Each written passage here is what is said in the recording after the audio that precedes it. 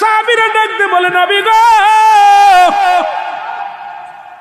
আলকামা বড় মৃত্যু যন্ত্রণায় ছটফট করে জানটা বাইর হয় না।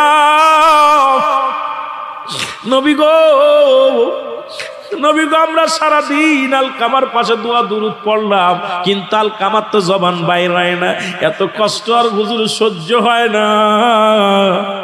আমার আপনার আলকামা তো জীবনে কোনোদিন অন্যায় করে নাই। আমার নবীজি চলে আসলেন, দোয়া করে আল্লাহর দরবারে, আমার আল্লাহ তুমি আমার আলকামারে মাফ করে দাও, আমার আলকামার জবানটা সুন্দরভাবে বাইর করো। আমার আল্লাহ আলহামদুলিল্লাহ জানিয়ে দেয় হাবিব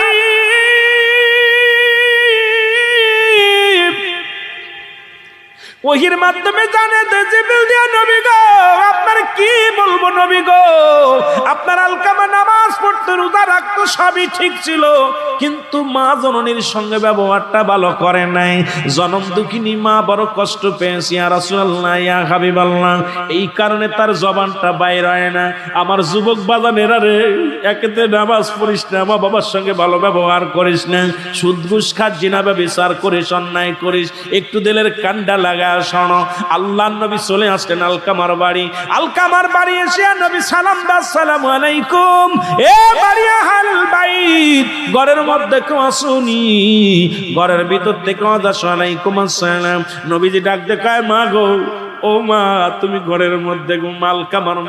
আলকামার মা ডাক দিয়ে কয় নবী গো আপনি আসছেন, আমার বাড়িতে আসছেন, আমার সন্তানের কয়টা দিন মৃত্যু যন্ত্রণায় পড়ে আছে, আমার সন্তান মৃত্যু হয় না, জানটা তার বাইর হয় না, জিহ্বা বাইর হয়ে গেছে, চোখ দুইটা তার বড় বড় হয়ে গেছে। আলকামার জীবনটা অনেক কষ্ট চলে রে। যুবক বন্ধুরা শুই না লাও, দিলের কান্ডা লাগা শোনো, আলকামার জানটা বাইর হয় না। নবীজি ডাক দিয়ে বলেন মা গো, ও মা আমি আপনার কাছে একটা দাবি রাখি, আমার আলকামা জীবনে কি না কোন অন্যায় করেছে রে বাবা? আলকামার মা কয় নবী গো আমার জানা মতে আমার আলকামা কোনোদিন নামাজ ছাড়ে নাই, আমার আলকামা কোনোদিন রোজা ছাড়ে নাই, আমার আলকামা কারোর সাথে দুর্ব্যবহার করে নাই, তবে একটা কষ্ট আমার আলকামা সারা জীবন বোর পরামর্শ শুনতো, আমি মার কথা শুনতো না। আরে বউ যা বলতো এটা তা মানতো, বোর কথা মতো বোর পরামর্শ অনুযায়ী চলতো, আমি মায়ের কোনো কথারে প্রাধান্য দিত না। আমি মা বড় কষ্ট পেয়েছি রে বাবা। আজকে আমার যুবক ভাইয়েরা মা ফেল দিছো, আজকে অনেকে বিয়ে করছো, বিয়ে করার পর মাকে ভুলে গেছো, বাবাকে ভুলে গেছো।